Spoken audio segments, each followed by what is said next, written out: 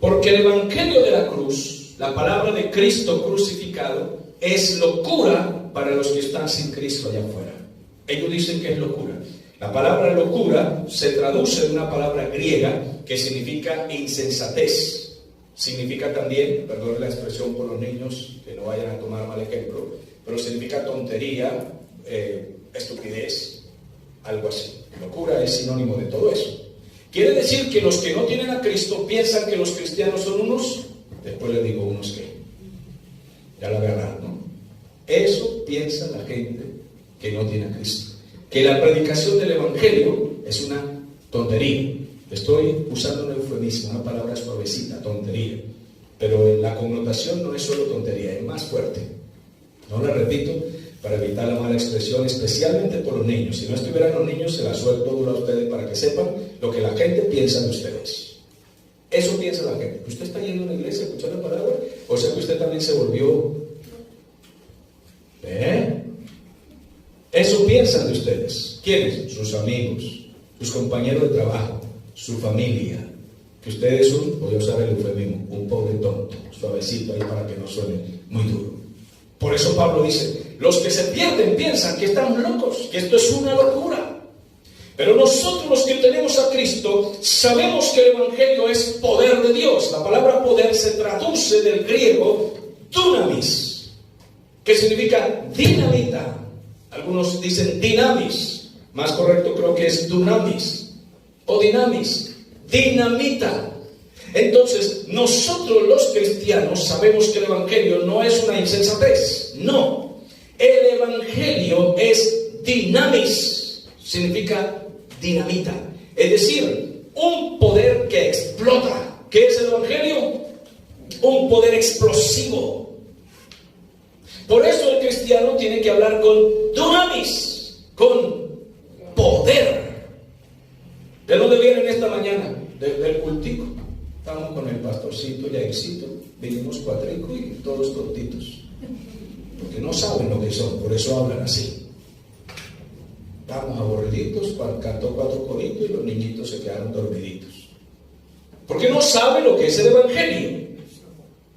Pero cuando uno sabe lo que es el evangelio, vengo de congregarme con mis hermanos, de recibir palabra, de recibir poder, de renovar mi autoridad en Cristo. Y aunque no soy orgulloso, siento dignidad de donde vengo, de recibir potencia de Dios. ¿Va comprendiendo? Pablo tenía el evangelio en sus venas y él no andaba por ahí, ando con 2 hermanitos por el mundo predicando ahí. No, él decía, yo no ando con sabiduría humana, ando con dunamis, poder de Dios. ¿Va comprendiendo lo que es el evangelio? Pero eso es cuando uno sabe lo que es el evangelio, cuando tiene identidad de cristiano, cuando realmente lo lleva, dice, para los de afuera esto es una locura. Porque ¿qué cree usted que piensan nuestros vecinos? Que nosotros nos reunamos aquí 10, 20 los domingos, domingo tras domingo, y aquí prácticamente a puerta cerrada para estar frescos, y dirán, esa gente entra y no se aburrirá. Ellos piensan eso, porque a ellos no les ha sido revelado el evangelio. Por tanto pensarán, esa gente no se aburrirá. ¿Sabe por qué no nos aburrimos? ¿Por qué no nos aburrimos? Porque esto es dunamis, dinamita. Por eso hay gente que no entiende a los evangelistas. ¿Por qué los evangelistas no podemos estar quietos? ¿Y por qué les digo que ahorita hay que predicar allá en las calles? ¿Por qué razón? Porque el evangelista lleva ese espíritu. Es un don, es un deseo, porque no puede estar encerrado. Porque el evangelista se muere encerrado. Si mi vida fuera encerrado aquí, a mí me va mal, me convulsiono, me da epilepsia, no soy capaz. Yo puedo predicar a la iglesia con gozo, pero tengo que hacer el ministerio que Dios me llamó. Pero usted se imagina que cada cristiano entendiera que lleva dunamis en sus venas. ¿Que lleva qué? Poder. Poder. Si cada cristiano pudiera vivirlo y expresarlo. No todos son evangelistas, pero podrían hablar a su familia o a sus vecinos con poder. Y expresarían ese poder. Y lo transmiten. Tanto que la gente quiere escuchar su consejo. Quieren pedirle su consejo. Lo llaman a usted para pedir un consejo, porque su consejo es respetable. Yo casi no gasto tiempo contando testimonios porque me gusta ir a la palabra. Entonces resumo los testimonios. Por ejemplo, yo recibo llamadas constantes todos los días, de lunes a domingo. Llamadas, incluso de noche yo tengo que apagar el teléfono siempre. Porque cuando amanezco en la mañana, mi teléfono está cargado de personas que han llamado y consultan distintas cosas. Ya sea doctrina, familia, matrimonios, problemas con los hijos. Me piden hasta centros de rehabilitación, que si yo no tengo un centro de rehabilitación para rehabilitarle a sus hijos, ayuda de todo tipo, de toda clase. Oración por esto, por aquello, la gente consulta. ¿Y por qué llaman tanto y consultan? ¿Qué ven ellos en nosotros para consultar? Tienen que ver que hay una autoridad. Tienen que ver que hay una sabiduría, de lo que vamos a hablar ahorita, que está aquí también escrito directamente. Habla de dos cosas este capítulo. Habla de conocimiento y poder. Dos cosas que tiene que tener un cristiano: conocimiento y poder. Sabiduría y poder. Dos cosas. El que no tiene sabiduría, entonces el poder no lo expresa bien, lo expresa mal. Hay gente que para hablar por un enfermo le mete una cachetada. ¿Eso es falta de qué? De conocimiento, de sabiduría. Para hablar por un enfermo y ¡pah! Porque son torpes. Porque no es así que se ora por un enfermo. Hay que usar sabiduría y poder. Bien, dice la palabra del Señor. ¿En qué versículo vamos? 19. Eso, pasamos al 19. Entonces, porque la palabra de la cruz es locura. ¿Pero locura para quién? Para los que se pierden. Pero para los que se salvan, esto es para nosotros. Es poder. Y versículo 19. Porque está escrito: destruiré la sabiduría de los sabios y desecharé, perdón el trabalenguas, el entendimiento de los entendidos. Vamos a parafrasear ese versículo 19. Voy a añadir una palabrita para que puedan entenderlo. Porque está escrito, volvemos a leer: destruiré la sabiduría de los que se creen sabios. Eso es lo que dice el texto. Cuando dice la sabiduría de los sabios, es de los sabios de esta tierra, de los que se creen. Dios destruye la sabiduría de los científicos, de los filósofos, de los doctores en libros de esta tierra. La destruye, la echa por tierra. Dice: destruye la sabiduría de los sabios de esta tierra, de los que se creen gran cosa, y desecha el entendimiento de los que creen que entienden. El mismo apóstol Pablo decía: el que por orgullo cree que sabe algo, no sabe. Porque el orgullo ya lo hace insensato. Para nosotros adquirir conocimiento de Dios hay que tener dos cosas escritas ahí mismo. Primera, Proverbios 1:7. Dice: el principio de la sabiduría es el temor al Señor. Dos cosas necesita el que quiere aprender de Dios: tener temor de Dios, o sea, reverencia. Temor no es miedo, sino reverencia de Dios, respeto por Dios. Y lo segundo es humildad. Porque el orgullo enceguece. Toda persona soberbia y orgullosa se vuelve torpe. Porque lo enceguece el orgullo, la soberbia. Por tanto, dice: desecharé o destruiré la sabiduría de los sabios y desecharé el entendimiento de los entendidos. Y hace un desafío. El apóstol Pablo hace un desafío en el versículo 20. ¿Dónde está el que se cree sabio? Luego dice: ¿y dónde está el escriba? ¿Cuál era el escriba? Todos los escritores, intérpretes de ley y de libros, de estatutos, son los escribas. Y él los desafía. A ver, ¿dónde están, señores filósofos? Vengan si quieren. Vengan. Pablo era un hombre que había adquirido mucho conocimiento sin ser cristiano, pero luego en Cristo él tuvo revelaciones y se dedicó a estudiar el Evangelio, y fue un hombre que adquirió mucho conocimiento, pero era humilde. Y él se atrevía a enfrentar a los sabios de este mundo, porque tenía la capacidad de enfrentarlos. Y pregunta de parte de Dios: a ver, ¿dónde están los sabios? A ver, filósofos, si quieren vengan. A ver, ustedes dicen que la tierra fue hecha por un Big Bang y explotó todo.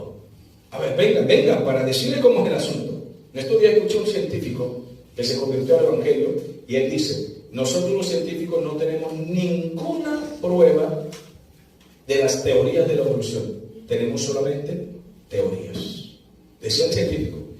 Y nosotros los científicos estamos frente a una doctrina de la teología que asegura que Dios fue el creador del mundo. Y dice el científico, eso está en las redes, a usted le va a salir porque se está haciendo viral. Es un gordito, él lo van a ver cuando él diga ahí. Y dice, y nosotros no tenemos con qué refutar esa teología. Se llama una afirmación de fe.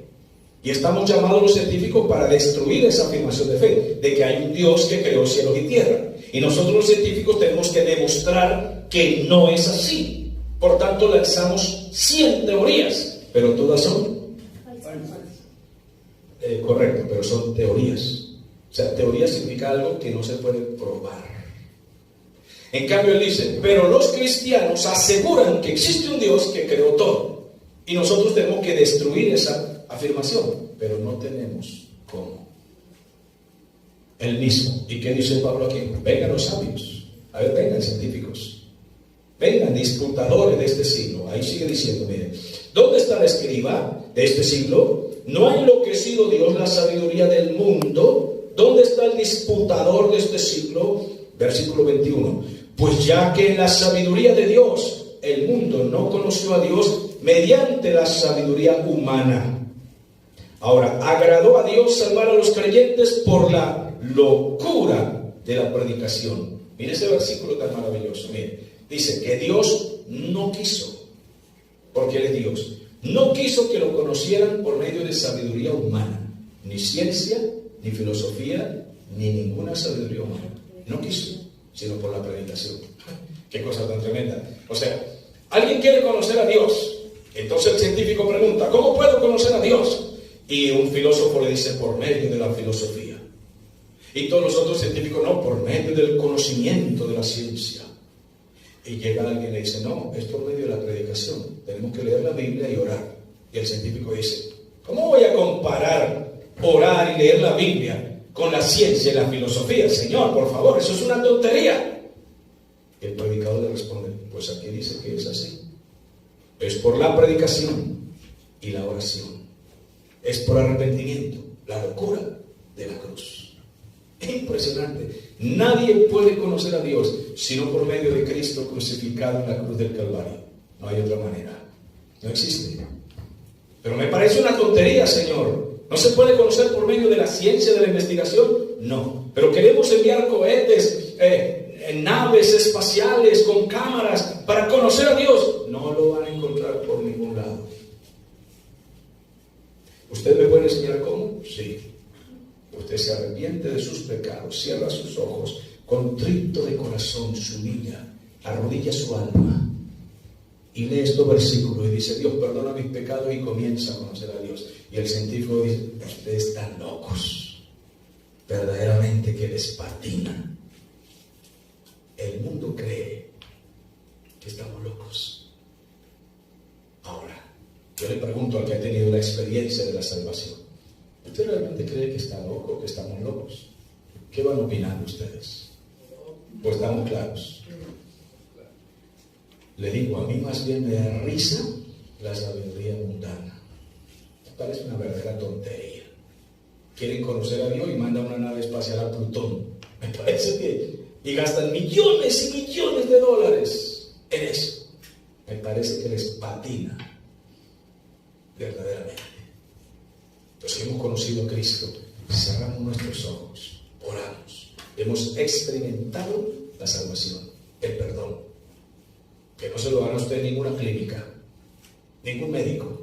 No puede inyectarle a usted la salvación en una inyección en las venas. No, Señor, porque es espiritual.